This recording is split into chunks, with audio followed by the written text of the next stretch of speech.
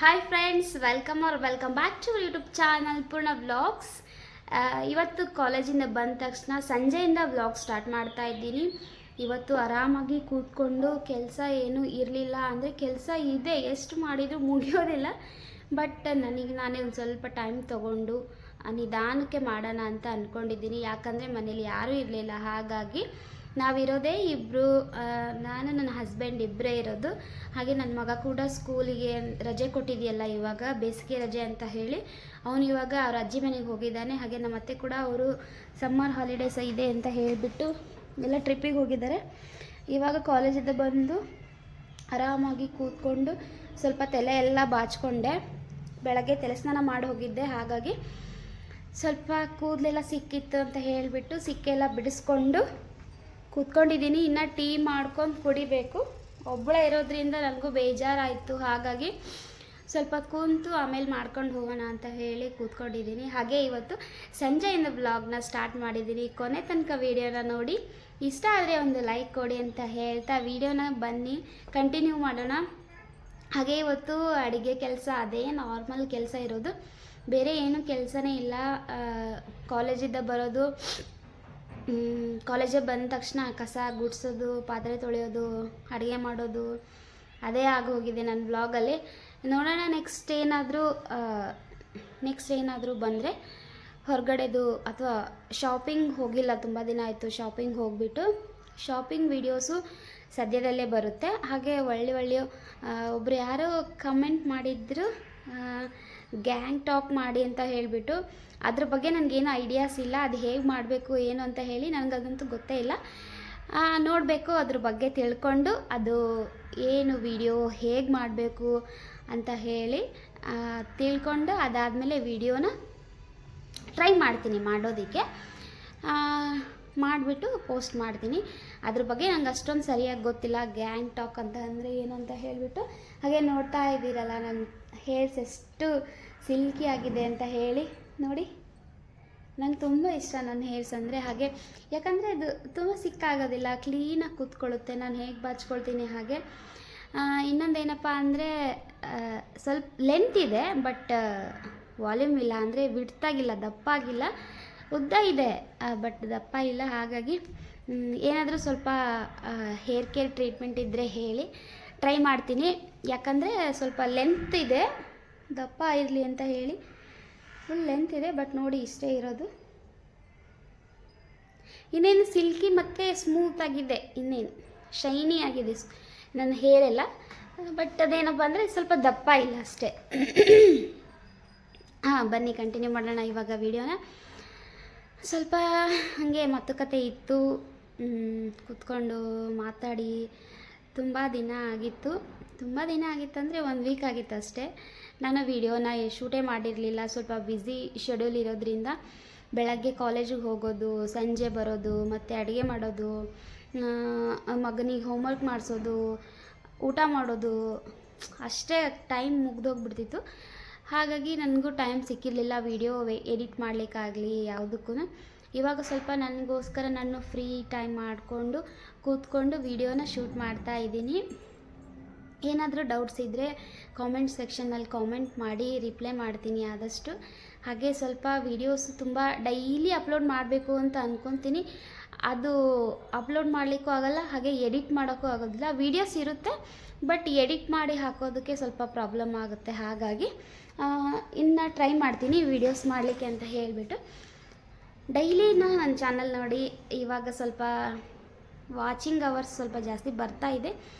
ನಿಮ್ಮ ಫ್ರೆಂಡ್ಸ್ ಯಾರು ಇದ್ದಾರೆ ಅವರಿಗೆಲ್ಲ ಶೇರ್ ಮಾಡಿ, ಹಾಗೆ ಸ್ವಲ್ಪ ಸಬ್ಸ್ಕ್ರೈಬ್ ಮಾಡ್ಕೊಳ್ಳಿ. ಇನ್ನೊಂದು ಸ್ವಲ್ಪ ಸಬ್ಸ್ಕ್ರೈಬರ್ ಆದರೆ ನನಗೂ ಡೈಲಿ ಅಪ್ಲೋಡ್ ಮಾಡೋಕ್ಕೆ ಸಬ್ಸ್ಕ್ರೈಬರ್ ನೋಡ್ತಾರೆ ಅನ್ನೋ ಖುಷಿ ಇರುತ್ತೆ.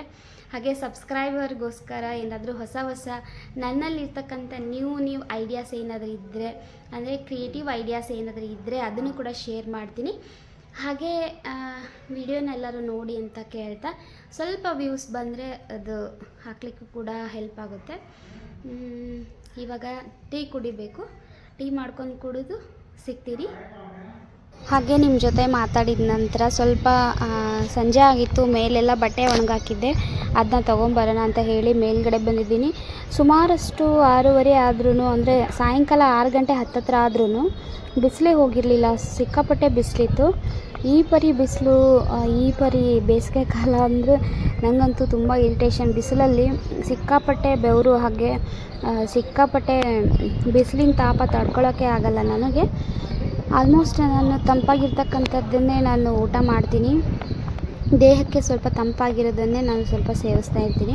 ಹಾಗೆ ಎಲ್ಲ ಬಟ್ಟೆ ಎಲ್ಲ ತೊಗೊಂಡಾದ್ಮೇಲೆ ಸ್ವಲ್ಪ ನೋಡ್ತಾ ಇದ್ದೀರಿಲ್ಲ, ಇನ್ನೂ ಸೂರ್ಯನೇ ಮುಳುಗಿರಲಿಲ್ಲ.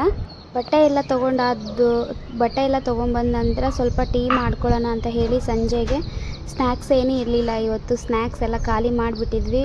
ಹಂಗಾಗಿ ಸ್ವಲ್ಪ ಟೀ ಜೊತೆಗೆ ಏನೂ ಇರಲಿಲ್ಲ, ಖಾಲಿ ಚಹಾ ಅಂತಲೇ ಹೇಳ್ಬೋದು.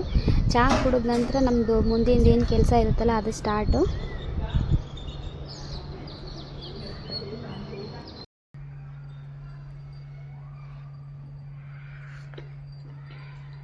ಇನ್ನೊಂದೇನಪ್ಪ ಅಂದರೆ, ನಮ್ಮ ಉತ್ತರ ಕರ್ನಾಟಕದವ್ರಿಗೆ ಹೆಂಗಂದರೆ, ಟೆನ್ಷನ್ ಆದರೆ ಚಹಾ ಬೇಕು, ತಲೆನೋವು ಬಂದ್ರೂ ಚಹಾ ಬೇಕು, ಹಾಗೆ ಏನಾದರೂ ಪ್ರಾಬ್ಲಮ್ ಆಗಲಿ ಚಹಾ ಬೇಕು, ಖುಷಿಗೂ ಚಹಾ ಬೇಕು, ದುಃಖಕ್ಕೂ ಚಹಾ ಬೇಕು, ಫಂಕ್ಷನ್ಗೂ ಚಹಾ ಬೇಕು, ಎಲ್ಲದಕ್ಕೂ ಚಹಾ ಬೇಕೇ ಬೇಕು. ಹಾಗಾಗಿ ಆಲ್ ಟೈಮ್ ಫೇವ್ರೇಟ್ ಅಂತಲೇ ಹೇಳ್ಬೋದು. ಚಹಾ ಕುಡಿಲಿಲ್ಲ ಅಂದರೆ ನಂದಂತೂ ಮೈಂಡು ಓಡೋದೇ ಇಲ್ಲ. ಅದು ಬೆಳಗ್ಗೆ ಜಾಸ್ತಿ ಕುಡಿಯೋದಿಲ್ಲ ನಾನು. ಆಲ್ಮೋಸ್ಟ್ ನಾವೇನು ಟಿಫನ್ ಮಾಡ್ತೀವಲ್ಲ, ಟಿಫನ್ ಮಾಡಿದಾಗಂತೂ ಕಡ್ಡಾಯವಾಗಿ ಕಂಪಲ್ಸರಿ ಮ್ಯಾಂಡೇಟರಿಯಾಗಿ ಟೀ ಬೇಕೇ ಬೇಕು. ಹಾಗೆ ಸಂಜೆ ಕೂಡ ಟೀ ಬೇಕೇ ಬೇಕು ನಮಗೆ. ಚಹಾ ಎಲ್ಲ ಕುಡಿದ ನಂತರ ಇವಾಗ ರೊಟ್ಟಿ ಮಾಡಬೇಕು. ರೊಟ್ಟಿ ಮಾಡಿ ಸ್ವಲ್ಪ ತರಕಾರಿ ಎಲ್ಲ ಖಾಲಿಯಾಗಿತ್ತು ಅಂತ ಹೇಳಿಬಿಟ್ಟು ಸಬ್ಬಸಿಗೆ ಸೊಪ್ಪಿತ್ತು, ಸಬ್ಬಸಿಗೆ ಸೊಪ್ಪಿನ ಪಲ್ಯ ಮಾಡೋಣ ಅಂತ ಹೇಳಿ ಅಂದ್ಕೊಂಡಿದ್ದೀನಿ. ಹಾಗೆ ಸಾಂಬಾರ್ಗೆ ಏನು ಮಾಡಬೇಕು ಅಂತ ಇನ್ನೂ ತಿಳಿದಿಲ್ಲ, ನೋಡಬೇಕು ಸಾಂಬಾರ್ಗೆ ಏನು ಮಾಡಬೇಕು ಅಂತ ಹೇಳಿ. ಹಾಗೆ ಇವಾಗ ರೊಟ್ಟಿಗೆ ಜೋಳದ ಹಿಟ್ಟಿರುತ್ತೆ, ಜೋಳದ ಹಿಟ್ಟನ್ನು ಸ್ವಲ್ಪ ಜರಡಿ ಹಿಡಿದು, ಅಂದರೆ ತೌಡು ಇರುತ್ತಲ್ಲ ಮೇಲ್ಗಡೆದು, ಅದೆಲ್ಲ ಹೋಗುತ್ತೆ. ಜರಡಿ ಹಿಡಿದ್ರೆ ಸಾಫ್ಟಾಗಿರುತ್ತೆ ಹಿಟ್ಟು. ಅದನ್ನೆಲ್ಲ ಜರಡಿ ಹಿಡ್ಕೊಂಡ ನಂತರ ಇವಾಗ ಒಂದು ಕಡೆ ಹೆಸರು ಕಾಳನ್ನು ಬೇಯಿಸ್ಲಿಕ್ಕೆ ಅಂತ ಹೇಳಿ ಇಟ್ಟಿದ್ದೀನಿ. ಇನ್ನೊಂದು ಕಡೆ ಹಾಗೆ ನಮ್ಮ ಉತ್ತರ ಕರ್ನಾಟಕದವ್ರಿಗೆ ಹೆಂಗಂದರೆ, ಇವಾಗ ಚಹಾ ಹೆಂಗೆ ನಾ ಹೇಳಿದ್ನಲ್ಲ ಮ್ಯಾಂಡೇಟರಿ, ಎಲ್ಲದಕ್ಕೂ ತಲೆನೋವು ಅದಾಗೂ ಬೇಕು, ಪ್ರತಿಯೊಂದಕ್ಕೂ ಬೇಕು ಅಂತ ಹೇಳಿ.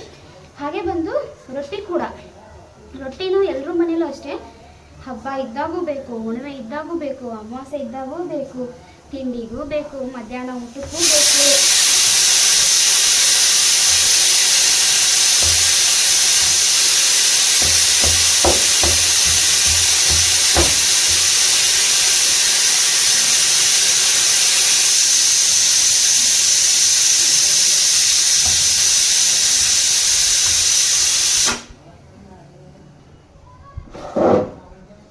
ವಿದ್ಯಾವಂತರ ಮನೇಲೂ ಬೇಕು, ಶ್ರೀಮಂತರ ಮನೇಲೂ ಬೇಕು, ಬಡವ್ರ ಮನೇಲೂ ಬೇಕು, ಎಲ್ರಿಗೂ ಬೇಕು. ಒಟ್ಟಿನಲ್ಲಿ ನಮ್ಮ ಕಡೆ ರೊಟ್ಟಿ ಅಂತೂ ಎಲ್ರಿಗೂ ಬೇಕು.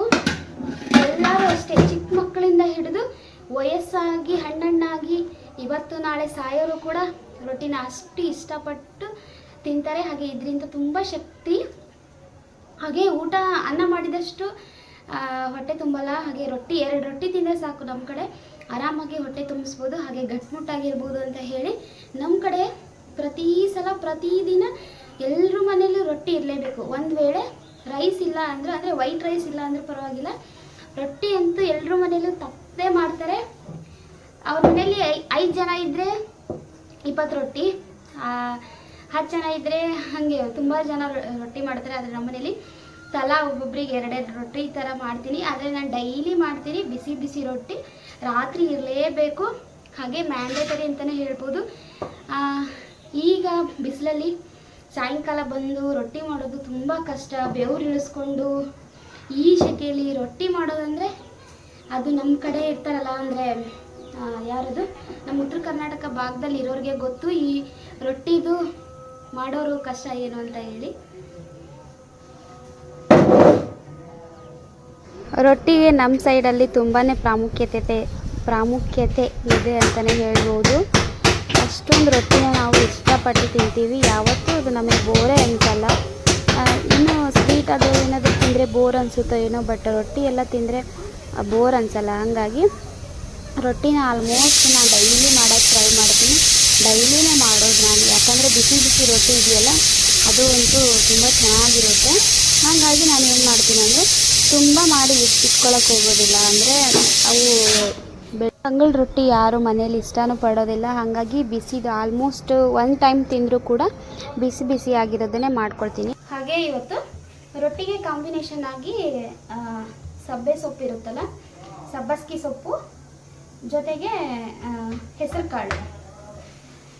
ಕಾಳು ನೆನೆಸಿಟ್ಟು ಮಾಡಿದ್ರೆ ತುಂಬ ಚೆನ್ನಾಗಿರ್ತಿತ್ತು. ಬಟ್ ನನಗೆ ನೆನಪಾಗಲಿಲ್ಲ ಬೆಳಗ್ಗೆ. ಹಾಗಾಗಿ ಒಂದು 3 ರಿಂದ 4 ವಿಷಲ್ ಹಾಕ್ಸಿದ್ರೆ ಸಾಕು. ತೀರಾ ಕಾಳುಗಳೆಲ್ಲ ಮೆತ್ತಗಾಗಿ ಆದರೆ ಅಷ್ಟು ಸರಿ ಇರಲ್ಲ. ಕಾಳೆಲ್ಲ ಒಂದು ಸ್ವಲ್ಪ ಗಟ್ಟಿಯಾಗಿದ್ದರೆ ರುಚಿ ಚೆನ್ನಾಗಿರುತ್ತೆ. ಅದಕ್ಕೆ ಒಂದು ಸ್ವಲ್ಪ ಈರುಳ್ಳಿ, 1-2 ಹಸಿಮೆಣಸಿನ್ಕಾಯಿ ಹಾಕಿಬಿಟ್ಟು ಒಗ್ಗರಣೆ ಕೊಟ್ಟರೆ ಮುಗೀತು. ಮೇನ್ ಏನಪ್ಪ ಅಂದರೆ ಅದಕ್ಕೆ ಈರುಳ್ಳಿ, ಬೆಳ್ಳುಳ್ಳಿ, ಹಸಿಮೆಣಸಿನ್ಕಾಯಿ ಇಷ್ಟನ್ನು ಕೊಟ್ಟು ಒಗ್ಗರಣೆ ಕೊಟ್ಟರೆ ಆಯಿತು. ಚೆನ್ನಾಗಾಗುತ್ತೆ. ಒಂದ್ಸಲ ಟ್ರೈ ಮಾಡಿ ನೋಡಿ ಮನೆಯಲ್ಲಿ ಫ್ರೀ ಇದ್ದಾಗ. ಸೊಪ್ಪೆ ಸೊಪ್ಪನ್ನ ಬಿಡಿಸ್ಕೊಳ್ತಾ ಇದ್ದೀನಿ. ಅಂದರೆ ಸಬ್ಬಸ್ಗೆ ಸೊಪ್ಪು ಏನಿದೆಯಲ್ಲ ಅದನ್ನು ಈ ರೀತಿಯಾಗಿ ಕ್ಲೀನಾಗಿ ಬಿಡಿಸ್ಕೊಂಡು ಹೆಚ್ಚಬೇಕು.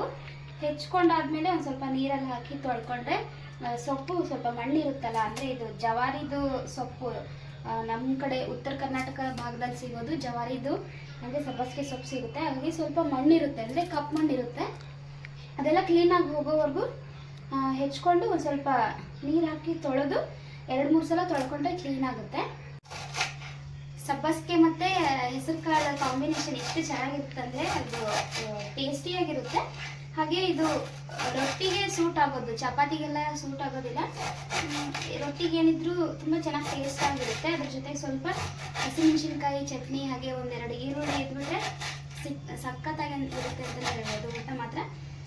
ಹಾಗೆ ರಾತ್ರಿಗೆ ಸ್ವಲ್ಪ ಇದು ಒಳ್ಳೆಯದು, ದೇಹಕ್ಕೂ ಕೂಡ ಒಳ್ಳೆಯದು ಸಬ್ಬಸ್ಗೆ ಸೊಪ್ಪು. ಹಾಗಾಗಿ ನಮ್ಮ ಮನೇಲಿ ವಾರದಲ್ಲಿ 3 ಸಲನಾದರೂ ಮಾಡ್ತಾ ಇರ್ತೀನಿ.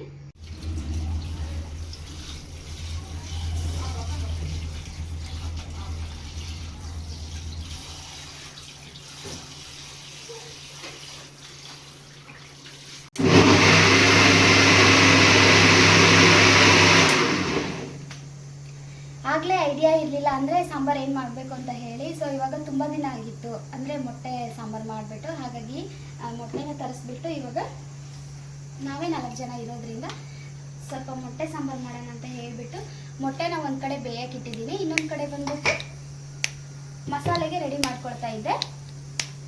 ಸೊ ಇವಾಗ ಮಸಾಲೆ ಎಲ್ಲ ರೆಡಿ ಮಾಡ್ಕೊಂಡ ನಂತರ ಅದನ್ನ ಹಾಕಿಬಿಟ್ಟು ಕುದಿಸೋದು ಅಂತಲೇ ಹೇಳ್ಬೋದು. ಇಲ್ಲಿ ನೋಡಿ ಫ್ರೆಂಡ್ಸ್, ಇಷ್ಟೊಂದು ನೆಲ್ಲಿಕಾಯಿ ತಂದು ಕೊಟ್ಟಿದ್ದಾರೆ. ಅಂದರೆ ನಮ್ಮ ಮನೆ ಫ್ರೆಂಡು, ಬಟ್ ನಮಗೆ ಅಣ್ಣ ಅಂತಲೇ ಹೇಳ್ಬೋದು, ಅಣ್ಣ ತಮ್ಮ ಅಂತಲೇ ಕರಿತೀವಿ ನಾವೆಲ್ಲ ಅವರಿಗೆ. ಹಾಗೆ ಈಗ ನೋಡ್ತಾ ಇದ್ದೀರಲ್ಲ, ನಾನು ಸ್ವಲ್ಪ ತಿಂದು ನೋಡೋಣ ಅಂತ ಹೇಳಿ ಕಿತ್ತೆ ಈ ಸೈಡು. ಸಖತ್ ಹುಳಿ ಅಂದರೆ ಸಖತ್ ಹುಳಿ ಇತ್ತು. ಉಪ್ಪಿನಕಾಯಿ ಹಾಕೋಣ ಅಂತ ಹೇಳಿಬಿಟ್ಟು ರೆಡಿ ಮಾಡಿ ಇಟ್ಕೊಳ್ತೀನಿ. ಇದ್ರದ್ದು ಕಂಪ್ಲೀಟ್ ರೆಸಿಪಿ ಅದು ಕೂಡ ಶೇರ್ ಮಾಡ್ತೀನಿ. ಹಾಗೆ ಇಷ್ಟೊಂದು ಇದಾವಲ್ಲ, ಒಂದು ಬುಟ್ಟಿ ಆಗ್ತಾ ಅನಿಸುತ್ತೆ. ಅಷ್ಟೊಂದು ಉಪ್ಪಿನಕಾಯಿ ಹಾಕಿದರೆ ಕೆಟ್ಟೋಗುತ್ತೆ. ಹಾಗಾಗಿ ಕೆಟ್ಟೋಗಲ್ಲ, ಬಟ್ ಯೂಸ್ ಮಾಡದೇ ಇದ್ದರೆ ಅದು ಪ್ರಾಬ್ಲಮ್ಮು. ಬಟ್ 4 ಜನ ತಿಂದರೆ ಅವರು ಕೂಡ ನೆನೆಸ್ತಾರೆ. ಅದರಲ್ಲೂ ನಮ್ಮ ಕಾಲೇಜಲ್ಲಿ ಕೇಳಬೇಕಾ, ಎಲ್ಲ ಸ್ಟೂಡೆಂಟ್ಸ್ ಇರ್ತಾರೆ, ಟೀಚರ್ಸ್ ಇರ್ತಾರೆ.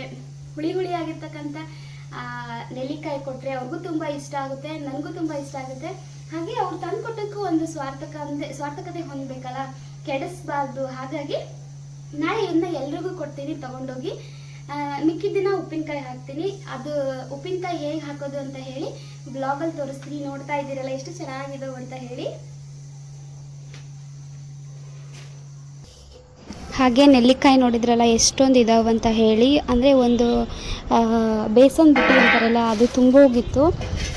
ಇದ್ರದ್ದು ಕಂಪ್ಲೀಟ್ ರೆಸಿಪಿ ಅಂದರೆ ನಾವು ನೆಲ್ಲಿಕಾಯಿ ಪಿಕ್ಕಲ್ ಉಪ್ಪಿನಕಾಯಿ ಏನು ಹಾಕ್ತೀವಲ್ಲ ಅದ್ರದ್ದು ಕಂಪ್ಲೀಟ್ ರೆಸಿಪಿನ ನಿಮ್ಗೆಲ್ರಿಗೂ ಶೇರ್ ಮಾಡಲಿಕ್ಕೆ ಟ್ರೈ ಮಾಡ್ತೀನಿ. ಹಾಗೆ ನೋಡ್ತಾ ಇದ್ದೀರಲ್ಲ ಎಷ್ಟು ಚೆನ್ನಾಗಿದ್ದಾವೆ, ಹುಳಿ ಆಗಿದ್ದಾವೆ ಅಂತ ಹೇಳಿ.